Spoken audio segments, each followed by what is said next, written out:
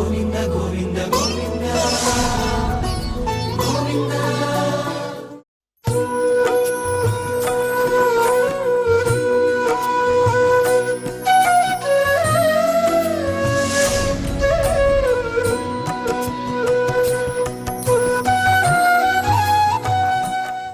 ప్రసన్నవదనం ధ్యాయేత్ సర్వవిఘ్నోపశాంతయే. గురుర్బ్రహ్మ గురుర్విష్ణుః గురుర్దేవో మహేశ్వరః. గురుః సాక్షాత్ పరం బ్రహ్మ తస్మై శ్రీ గురవై నమః. నారాయణం నమస్కృత్య నరం చైవ నరోత్తమం దేవీం సరస్వతీం వ్యాసం తతో జయముదీరయేత్. హరి ఓం. పరమేశ్వర స్వరూపైన సభకి నమస్కారం. భిక్షులు ఒత్తురు ఏడ్చిన భిక్షాపాత్రమున వైచి బెగడించి నిన్ను వాళ్ళు మూట కట్టి పట్టుకుపోతారని చెప్తే, భిక్షులకని తల్లికనియు భీతిల్లు నృపా. ఆ వచ్చినటువంటి ఆ భిక్షుకుల్ని తల్లిని చూసి భయపడిపోయి ఎక్కడిచ్చేస్తుందో అని అమ్మచాట్న దాక్కున్నట్టు నటించినటువంటి వాడు చిన్ని కృష్ణుడు. అన్ని లీలలు అనుభవించింది యశోద. కానీ కళ్యాణాలు జరిగే సమయానికి మాత్రం ఆయన దేవకీ వసుదేవుల దగ్గరికి వెళ్ళిపోయాడు, మధురా నగరానికి వెళ్ళిపోయాడు. అన్ని వివాహాలు కృష్ణ పరమాత్మకి వాళ్ళ ఆధ్వర్యంలో జరిగాయి. యశోదమ్మ వెళ్ళి ఒక ప్రశ్న వేసింది. లోకములనన్నింటినీ ఆనందింపచేస్తావు కదా, నేను నిన్ను ఇంత కష్టపడి పెంచి పెద్ద చేశాను కదా, నాకు నువ్వంటే అంత ప్రేమ కదా, నువ్వు నా ఆధ్వర్యంలో ఒక వివాహం ఎందుకు చేసుకోలేదు? ఇన్ని కళ్యాణాలు చేసుకున్నావు కాబట్టి నా కోసం ఓ కళ్యాణం చేసుకో, నేను ఆధ్వర్యం వహిస్తానంది. అమ్మా, ఇవి లౌకికంగా చేసుకునేవి కావు. ఇవన్నీ ఇప్పుడు భక్తులకు ఇచ్చినటువంటి మాటలు. ఇప్పుడు ఈ యుగంలో ఇక నేను చేసుకోవలసిన కళ్యాణాలు పరిసమాప్తమైపోయాయి. కానీ నన్ను పెంచి పెద్ద చేశావు, నాకు పాలిచ్చి పోషించావు, నువ్వు నా తల్లివి.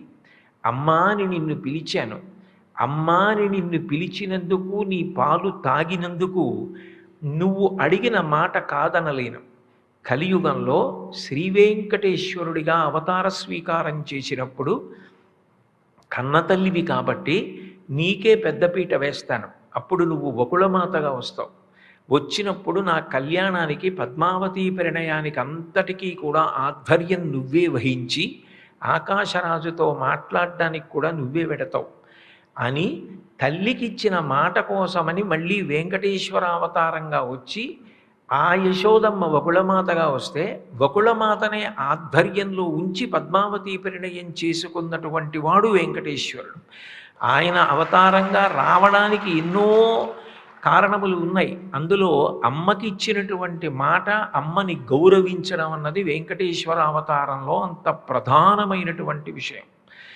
వెంకటేశ్వర స్వామి వారంతటి వారే తల్లిని అంత గౌరవిస్తే, ఎక్కడో కృష్ణావతారంలో ఇచ్చిన మాటని పూర్తి చేయడానికి వెంకటేశ్వర అవతారంలో ఆయన అంత పరిశ్రమ చేస్తే, తల్లిని ప్రేమించేవాడు, తల్లికి సేవ చేసేవాడు, తల్లిని ఎంతో గౌరవంతో చూసేవాడి పట్ల వెంకటేశ్వరుడు ఎంత ప్రేమతో ఉంటాడు. తల్లిని చూడవలసిన రీతిలో చూడకుండా వెంకటాచలం ఎన్ని పర్యాయములు వచ్చినా, వెంకటేశ్వర దర్శనం ఎన్ని మాటలు చేసినా దాని చేత భగవానుడు ఎందుకు ప్రీతి చెందుతాడు? మనం ఇన్ని మాటలు వెంకటేశ్వరుణ్ణి చూసాం, మనం ఎంతసేపు వెంకటేశ్వరుడి ముందు నించున్నామన్న దానికన్నా వెంకటేశ్వరుడు మనని ఎంతసేపు చూశాడన్నది ప్రధానం కదూ. నేను వస్తుంటే వస్తున్నాడు రా బాబు అని చెప్పి తప్పనిసరి పరిస్థితులలో ఆయన చూడటం కాదు. నేను వస్తున్నప్పుడు వాడు బయలుదేరి వస్తున్నాడు. ధర్మం అంటే వాడికి అంత ప్రాణం. నేను అంటే ఉదాహరణకి చెప్తున్నాను తప్ప నిజానికి నేను అనడం కన్నా మీరు అని నేను అని ఉండవలసింది. మీరు వస్తున్నప్పుడు వెంకటేశ్వరుడు ఎంతో సంతోషిస్తాడు. వాళ్ళు వస్తున్నారు, వాళ్ళు ధర్మాత్ములు, తల్లిని అంత ప్రేమతో చూసేటటువంటి వారు, వాళ్ళు అంత ప్రేమగా అమ్మని చూస్తారు కాబట్టి నేను వాళ్ళని గౌరవించాలనుకుంటాడు. ఇప్పటికీ ఎక్కడో ఉండదు తల్లి. వకుళమాత అదే వెంకటేశ్వర స్వామి వారి దేవాలయంలో కొడుకు ఎంత గొప్పవాడైనా తల్లి ఏం కోరుకుంటుంది? బిడ్డకి కడుపు నిండా అన్నం తినాలి, పడలిపోతాడని కోరుకుంటుంది. వంటశాలలోకి చూస్తూ అక్కడ కూర్చుని ఉంటుంది అమ్మ. అమ్మ మీద అంత ప్రేమ ఉండి అమ్మ కోసం అవతార స్వీకారం చేసిన వెంకటేశ్వర స్వామి ఏకాంత సేవ అయిపోయిన తర్వాత ఎవరికీ తెలియకుండా లక్ష్మీ సహితుడై వచ్చి యశోదాదేవిగా ఒకప్పుడు తనని పోషించినటువంటి ఇప్పటి వకుళమాత కాళ్ళొత్తకుండా ఎట్లా ఉంటాడు? ఆ రోజు జరిగిన విషయాలు వకుళమాతతో ప్రస్తావించకుండా ఎందుకుంటాడు? అందుకే ఎప్పుడు వెంకటాచలం వచ్చినా నేను దర్శనం చేసుకుని వెళ్ళిపోయేటప్పుడు వకుళమాత దర్శనానికి వెళ్ళినప్పుడు, అమ్మ నా యందు ఇప్పుడు అదే ప్రేమతో ఉండమని, నేను తప్పు చేసినా దిద్దమని, నా మీద కోపగించవద్దని వెంకటేశ్వరుడితో చెప్పమ్మా అని ఓ మాట చెప్పి వెళ్ళిపోతూ ఉంటారు. అమ్మ మీద అంత ప్రేమ కలిగిన వాడు శంకర భగవత్పాదులు నదుల మీద అష్టకాలు చేశారు, కొన్ని తీర్థాల మీద చేశారు. మణికర్ణికా తీర్థం మీద మణికర్ణికాష్టకం అనే అష్టకం చేశారు. అంత వేదాంతం చెప్పారు, అన్ని భాష్య గ్రంథాలు ఇచ్చారు, అన్ని స్తోత్రాలు ఇచ్చారు. అన్ని ఇచ్చిన శంకరాచార్యుల వారు అమ్మ మీద 5 శ్లోకాలు రాశారు. అంత గొప్ప శంకర భగవత్పాదులు, అంత జగద్గురువు, ఆయన వ్రాసిన 5 శ్లోకాలు అమ్మ మీద వ్రాసినవి చదువుకుంటుంటే మనసు కదిలిపోతుంది. ఆస్తాం తావదీయం ప్రసూతి సమయే దుర్వారశౌలవ్యధ నైరుచ్యం తనుశోషణం మలమయీ శయ్యాచ సంవత్సరి ఏకస్యాపి న గర్భభారణ భరక్లేశస్య యస్య క్షమః దాతుం నిష్కృతి ఉన్నతోపి తనయత్తస్యై జనంజీ నమః అంటారు.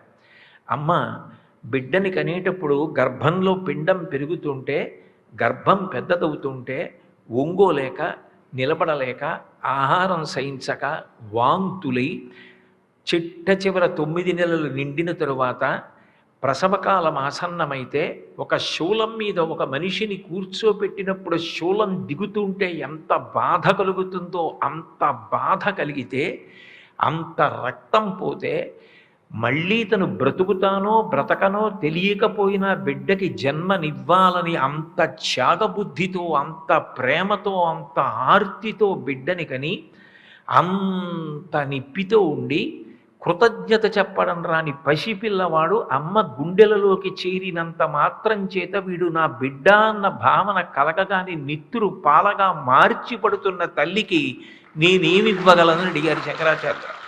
దాతుం నిష్కృతి ఉన్నతోపి తనయత్తస్యై జనంజై నమః. ఎంత గొప్పవాడైనా కావచ్చు, ఎంతటి విద్వాంసుడైనా కావచ్చు, తల్లికి ఏమి ఇవ్వగలడు? తల్లికి తిరిగి ప్రత్యుపకారం చెయ్యడం ఎవరికీ సాధ్యం కాదు.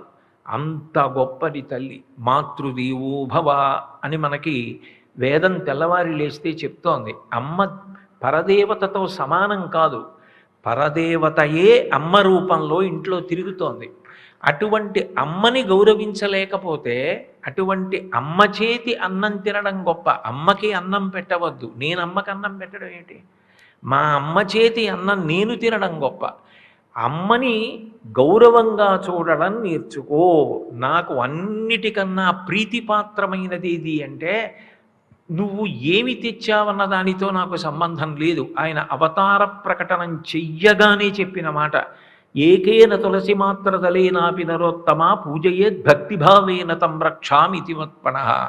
ఒక్క తులసి దళం పట్రా నాకు చాలు, ఒక్క నమస్కారం చెయ్యి నాకు చాలు, నా ముందు ఉంగు నాకు చాలు. నాకు కావలసింది నేను చెప్పినట్లు బ్రతుకు, నేను ఏది చేశానో గమనించి అది చెయ్యి. తల్లికంత పెద్దపీట వెంకటేశ్వరుడు వేశాడు. మనం ధర్మాచరణమునందు నిత్య జీవితంలో తప్పకుండా తెలుసుకోవలసినది, సనాతన ధర్మమునందు అత్యంత ప్రధానమైనది తల్లిని గౌరవించడం. మొట్టమొదటి నమస్కారం ఏదైనా ఉంటే అది తల్లికే చెందుతుంది. తల్లి సృష్టికర్త, స్థితికర్త, ప్రళయకర్త. ఎవ్వడు సృజించు ప్రాణుల ఎవ్వడు రక్షించు త్రుంచు ఎవ్వడనంతుండెవ్వడు విభుడెవ్వడు వాడివిధమున మనుచు బినుచు హేలారతుడై అంటారు భాగవతంలో. ఏ ఒక్క పరబ్రహ్మము సృష్టి చేస్తోందో, ఏ ఒక్క పరబ్రహ్మము నిలబెడుతోందో, ఏ ఒక్క పరబ్రహ్మము ప్రళయం చేస్తోందో ఆ మూడిటిని కలిపి పరబ్రహ్మమని పిలుస్తారు. అదే బ్రహ్మ విష్ణు మహేశ్వరుడు అని 3 రూపాలతో కనపడుతోంది. 3 మూర్తులకును 3 లోకములకు 3 కాలములకు మూలమగుచు భేదమగుచు తిక భేదమయ్యొప్పారు బ్రహ్మమనగ నీవే పాలనయన అంటారు పోతన గారు భాగవతంలో. ఆ 3 మూర్తుల సమాహార స్వరూపమైన పరబ్రహ్మము కంటితో చూడడానికి వీలైనది అమ్మ ఒక్కటే. అమ్మ లేని నాడు సృష్టి లేదు. ఒక తల్లి కడుపులో ఒక పుండు పుట్టిందనుకోండి, ఆ పుండు కోసేసి ఒక చిన్న గాజు పాత్రలో పెట్టి వైద్యుడు తీసుకొచ్చి, మీ అమ్మగారి కడుపులో ఇంత కణితి పెరిగిందయా, శస్త్రచికిత్స చేసి తీసేశాను అని చూపిస్తే, అది అమ్మ కడుపులో పుట్టి పెరిగినటువంటి కణితి, అది అమ్మ శరీరంలో అంతర్భాగం. అమ్మ కన్నా బిడ్డ వేరు కాదు, అమ్మ శరీరంలోనే పెరిగి బయటికి వచ్చినటువంటి వాడు. కాబట్టి అమ్మ శరీరం కన్నా భిన్నం కాదు. యథార్థం చెప్పాలంటే పుట్టినరోజు చేసుకునేటప్పుడు ప్రతి బిడ్డ తన పుట్టినరోజుని ముందు తన తల్లి పుట్టినరోజుగా చేసుకోవాలి.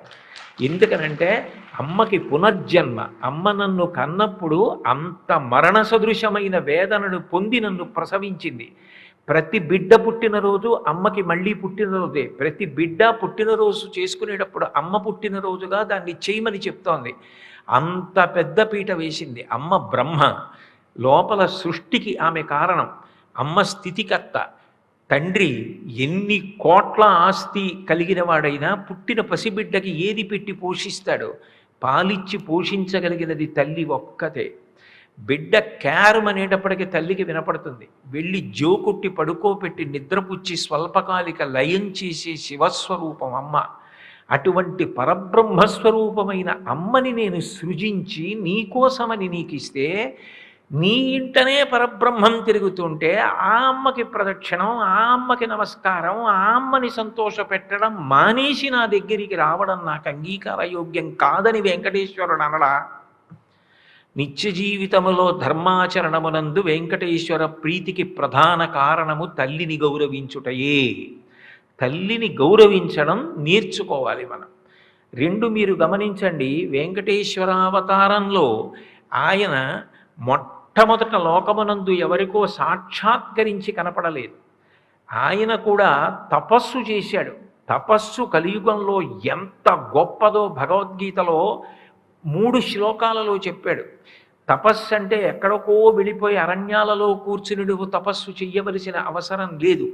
తపస్సు చెయ్యడానికి నువ్వు శరీరంతో దేవ ద్విజ గురు బ్రహ్మ ప్రాజ్ఞపూజనం శౌచమార్జవం బ్రహ్మచర్య మహింసాచ శారీరం తపముచ్యతే. పెద్దలని గౌరవించడం, శౌచమును పాటించడం, బ్రహ్మచర్యమును పాటించడం, నియమపాలనం చేయడం, అంతఃశౌచము బాహ్య శౌచము కలిగి ఉండడం శరీరమునకు తపస్సు అన్నాడు. అనుద్వేగకరం వాక్యం సత్యం ప్రియహితం చయత్ స్వాధ్యాయాభ్యసనం చైవ వాంగ్మయం తపముచ్యతే. ఉద్వేగకరమైన మాట మాట్లాడకుండా ప్రశాంతత పొందేటట్టుగా అవతల వారికి దిక్సూచిలా మంచి వైపుకి ప్రయాణం చేసే మాటలు మాట్లాడగలగడం నువ్వు చెయ్యవలసిన పని. అది నువ్వు మాట చేత చేసే తపస్సు. రామాయణ భారత భాగవతాది వాంగ్మయాన్ని చదువుకోవడం తపస్సు అన్నాడు. కలియుగంలో అది ఎంత గొప్ప తపస్సో కృష్ణుడిగా తాను ఏది చెప్పాడో అది ఆయన చేసి చూపించాడు. పుట్టలో కూర్చుని తపస్సు చేశాడు. చేస్తుంటే బ్రహ్మాధేను శివో వత్స గోపాలి కమలాలయ. బ్రహ్మగారు ధేనువయ్యాడు, శివుడు దూడయ్యాడు, లక్ష్మీదేవి వాటిని కాపాడేటటువంటి స్త్రీ అయింది. ఈ ఆవు ప్రతిరోజు లోపల ఉన్నవాడు అఖిలాండకోటి బ్రహ్మాండ నాయకుడని ఆ పుట్ట మీదకి వచ్చి పాలు విడిచిపెట్టేది. ఆ పాలు ఆయన స్వీకరిస్తూ ఉండేవాడు. గొప్ప తపోనిష్టలో ఉన్నవారు ఆవు పాలు తాగుతూ ఉంటారు. ఆ ఆవు పాలు తాగుతూ ఉండేవాడు ఆయన. అప్పటి వరకు ఆయన అవతార ప్రకటనం చెయ్యలేదు. ఆయన ఎక్కడో పుట్టలో ఉన్నాడు. ఒక్క బ్రహ్మగారికి తెలుసు, శివుడికి తెలుసు, లక్ష్మీదేవికి తెలుసు తప్ప ఇతరులకు ఎవ్వరికీ తెలియదు. ఆ ఆవు పాలివ్వడం మానేసిందన్న కోపంతో చోళరాజ పత్ని ఆ ఆవుని సంరక్షించే వ్యక్తిని తీవ్రంగా దండించిన కారణం చేత ఆ ఆవుని పర్యవేక్షిస్తూ ఇది ఏం చేస్తోందని జాగ్రత్తగా చూస్తే పుట్టలోకి పాలు విడిచిపెట్టేస్తోంది. అందుకే ఇది యజమానికి పాలు ఇవ్వట్లేదు, యజమానురాలు నన్ను దండించిందన్న బాధతో ఆ గోవుని రక్షిస్తున్న వ్యక్తి గొడ్డలి విసిరాడు. ఆ కోపంలో ఆ గొడ్డలి ఆవు మీద పడుతోంది. ఆవు మీదకి వెళ్ళిపోతున్నప్పుడు తన కన్నుల ఎదుట ఆవు ఆ విధంగా బాధింపబడడానికి వీలు లేదు. వెంటనే గొడ్డలికి ఆవుకి మధ్యలోకి తలపెట్టాడు వెంకటేశ్వరుడు. ఆ గొడ్డలి వచ్చి ఆయన తలకి తగిలింది. సప్తతాళ ప్రమాణేన రక్తస్ఫూర్తిర భూస్తథ. 7 తాడి చెట్లంతెత్తు నెత్తురు పైకి లేచింది అని పురాణం చెప్తోంది. అంత ఎత్తు నెత్తురు పైకి లేచింది. గోవుని కాపాడాడు. గోవుని కాపాడడం కోసం తన తల అడ్డు పెట్టి మొట్టమొదట తన అవతార ప్రకటనం చేశాడు. అంటే వెంకటేశ్వరుడు బహుధా ప్రీతి చెందేది దీని చేత, ఆయన చాలా సంతోషించేది గో సంరక్షణ చేత అంత ప్రీతి పొందుతాడు. ఎందుచేత గోవు అంటే అంత ప్రాణం అంటే మహాభారతంలో అనుశాసనిక పర్వంలో భీష్మాచార్యుల వారు చెప్పిన దాన్ని యథాతథంగా తిక్కన గారు ఆంధ్రీకరించారు తెలుగులో. పరమ పవిత్రముల్ యజనభాజనముల్ తము విన్న చూచినందురిత చెయ్యంబులెల్ల తొలగంత్రోయగచాలు ప్రధానకర్తకుత్తరగతి లాభవైభవము తంగిటు జున్నుగ చేయు గోవులు ఎవ్వరతొగ వానికొల్తుర నివారణ చొత్తురు వారునాకమున్ అంటాడు. పరమ పవిత్రములు. దేవాలయానికైనా కొంతకాలం అయిపోయిన తర్వాత పవిత్రత తగ్గిందని కుంభాభిషేకం చేస్తారు. గోవు తిరిగిన ప్రదేశానికి పవిత్రత పోవడం కానీ గోవుకి పవిత్రత పోవడం కానీ ఉండదు.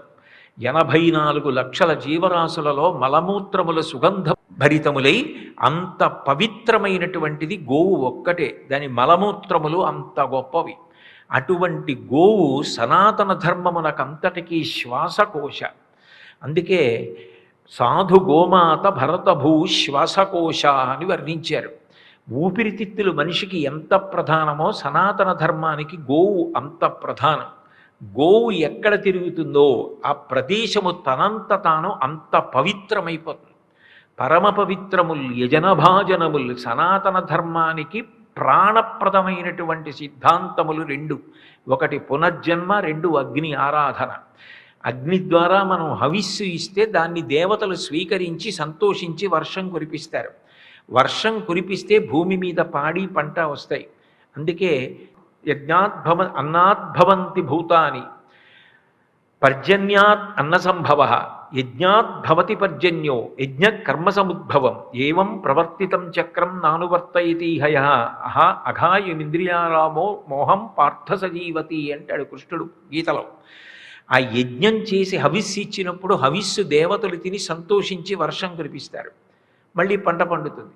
మళ్ళీ పంటలో కొంత భాగం తీసి యజ్ఞం చేస్తే దేవతలు మళ్ళీ ఆ హవిస్సు అందుకుని మళ్ళీ వర్షం కురిపిస్తారు. అది ధర్మచక్రం తిరగాలి. ఈ ధర్మచక్రం తిరగాలి అంటే యజ్ఞయాగాదులు జరగాలి. యజ్ఞయాగాదులు జరగాలి అంటే తప్పకుండా ఉండవలసినది ఆవు. యజ్ఞాంగం కదితాగావహ యజ్ఞమేవ చ వాసవ ఏతాభిశ్చ వినాయజ్ఞ నవర్తయితు కథంచన అంటాడు వ్యాసుడు భారతంలో. అసలు యజ్ఞం అన్నది ఆవు లేకుండా జరగదు. మీరు మారేడు దళాలు తెచ్చారా, ఎర్ర పువ్వులు తెచ్చారా, తామర పువ్వులు తెచ్చారా, తేనె తెచ్చారా, పేలాలు తెచ్చారా, ఇవన్నీ పక్కన పెట్టండి. మీరు ఇన్ని పదార్థాలు తెచ్చినా హవిష్యం తెచ్చినా ఆజ్యధార వెయ్యాలి. ఆవు నెయ్యి వెయ్యకుండా యజ్ఞం చెయ్యలేరు. నిజానికి మిగిలిన పదార్థాల మీద కూడా ఆవు నీతిని అభిగారం చెయ్యాలి, చేసి యజ్ఞం చెయ్యాలి. ఆవు పేడతో అలకాలి. పెద్ద పెద్ద యజ్ఞాలు చేస్తే పవిత్రత సిద్ధించడానికి పంచగవ్య ప్రాసనం చేసుకోవాలి. ఆవు పాలు, ఆవు పెరుగు, ఆవు పెరుగులోంచి వచ్చిన నెయ్యి, ఆవు యొక్క మూత్రము, ఆవు యొక్క పేడ, ఈ ఐదిటితో కలిపి పంచగవ్య ప్రాసనం చేసుకుంటే తప్ప యజ్ఞాధికారం కూడా సిద్ధించదు. అంత గొప్పదైనటువంటి గోవు యజ్ఞమునకు ఇరుసు. సనాతన ధర్మమంతా కూడా ఆవు మీద ఆధారపడింది. అటువంటి ఆవు నా కళ్ళ ముందు దెబ్బతింటుంటే నేను చూస్తూ ఊరుకుంటే ఇక నా అవతారమునకు ప్రయోజనం ఏమిటి? దేని కొరకు ఎప్పుడు నేను ప్రకటన చెయ్యాలి? అకస్మాత్తుగా ఒక గొడ్డలి వచ్చి ఆవు మీద పడిపోతుంటే గొడ్డలి దెబ్బ నాకు తగులుతుంది, అంత రక్తం పైకొస్తుందని కూడా చూసుకోకుండా వెంకటేశ్వరుడు తల అడ్డు పెట్టాడు అంటే గో సంరక్షణ యందు వెంకటేశ్వరుడికి ఎంత ప్రీతో మనకు అర్థమవుతుంది. అంటే మనందరం కూడా పాటించవలసిన నియమం, నిత్య జీవితంలో మనం పాటించవలసిన ధర్మం, గోసేవ చెయ్యడం మీద అంత అనురక్తి ఉండాలి. గోసేవ అంత గొప్పది. అందుకే పరమ పవిత్రముల్ యజనభాజనముల్ తము విన్న చూచినందురిత చెయ్యంబులెల్ల తొలగంత్రోయగచాలు. కేవలము వాటి గురించి చెప్పుకున్నా, వాటిని చూసినా దురితములు తొలగిపోతాయి. అంత గొప్ప ప్రాణి సృష్టిలో ఆవు ఒక్కటే. మాతృశబ్దం చేత అన్వయం గోమాత అంటారు. అందుకే కాబట్టి అటువంటి గోవు ఎక్కడుంటుందో దానిని ఎవరు సేవిస్తున్నారో వాడు తన ఇంట్లో ఒక గదిలోంచి ఒక గదిలోకి ఎంత హేళగా వెళ్ళిపోతాడో శరీరం విడిచిపెట్టిన తరువాత పుణ్యలోకములకు అంత తేలికగా వెళ్ళిపోతాడని వ్యాసవాక్కు. దాన్ని తిక్కన గారు యథాతథంగా ఆంధ్రీకరించారు. అటువంటి గోసేవ నాకు మిక్కిలి ప్రీతిపాత్రం. నిత్యం చెయ్యవలసినటువంటి ధర్మంలో అగ్ని కార్యం అత్యంత ప్రధానం. దానికి మినహాయింపు లేదు. నిజానికి అందరూ అగ్ని కార్యం చెయ్యాలి. వైద్యనాథ దీక్షితీయం చదివితే ఎవ్వరికీ కూడా మినహాయింపు లేదు. అగ్నికార్యంతో ప్రారంభమై అగ్నికార్యంతో పూర్తయిపోతుంది సనాతన ధర్మంలో.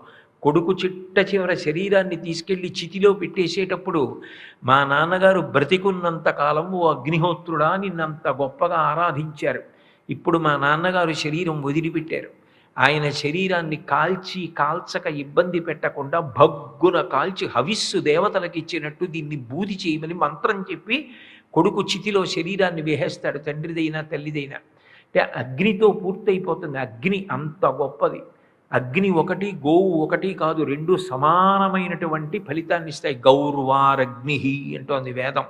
నువ్వు అగ్నికార్యం చేయలేకపోతే గోవుకి గ్రాసం పెట్టగలిగితే, చేతితో పట్టుకుని గుప్పెడు గడ్డి గోవుకు పెట్టగలిగితే నువ్వు ఆ రోజున అగ్నికార్యం చేసిన వాడవే.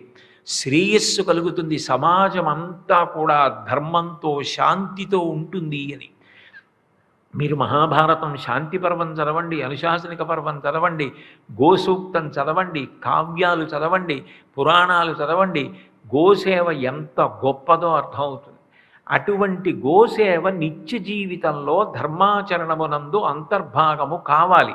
అది చెప్పడానికే వెంకటేశ్వరావతార ప్రకటన సమయంలోనే గొడ్డలి దెబ్బతిని గోసంరక్షణం చేశాడు.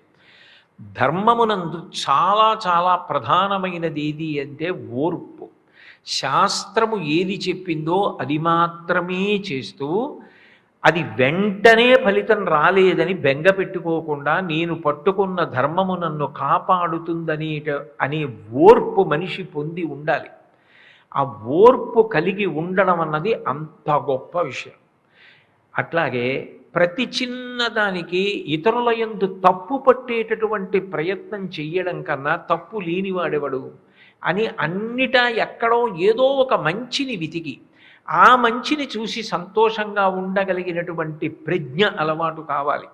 సమాజమునందు నిజానికి ధర్మాచరణలో ఈ ఓర్పు అన్నది అంత గొప్పది.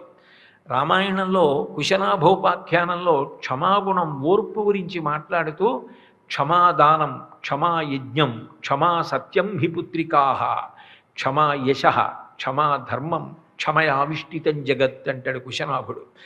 ఓర్పుని మించిన యజ్ఞం లేదు, ఓర్పుని మించిన యాగం లేదు, ఓర్పుని మించిన సత్యం లేదు, ఓర్పుని మించిన ధర్మం లేదు. ఆ ఓర్పు పట్టి ఉండడం అన్నది అంత ప్రధానమైనటువంటి విషయం.